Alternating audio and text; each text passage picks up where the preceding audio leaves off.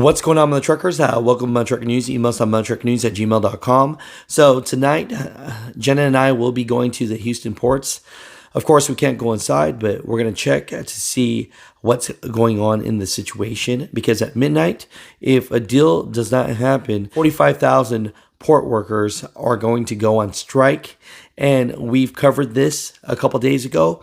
But the things that I want the American people to understand is how this actually affects truck drivers, because we are a trucking channel. So the easiest form to understand this is truck drivers get paid by the load. And when they go into the ports, they go back and forth several times a day, picking up containers. And if there is a strike, then they will not have a job.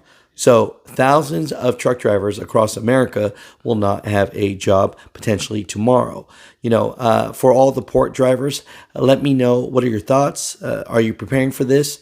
And, what do you want out of this? Because there are truck drivers that say that we need to strike as well as a whole, because automation benefits and definitely pay rates, insurance is too high. I mean, everything is bad in trucking as well. And they believe that right now would be a great time to strike as well. But I just want to let the American people know that pretty much truck drivers will not be able to work tomorrow that go into the ports for every day that there is a potential strike. So thousands of truck drivers will be out of a job tomorrow if they do strike. Now, people ask, what do you think will happen? Again, this right here is my opinion and my experience from interviewing truck drivers and being a truck driver myself, right? This is all out from Maine all the way down to Texas, but they have been shipping everything to the West Coast, right? So I'm trying to think out loud. Naturally, what do I think will happen? For one, I think that at one point, the ports will definitely cave in and give to their demands, because they say that every day that the ports are not open from Maine to Texas, it's going to cost America over $5 billion a day.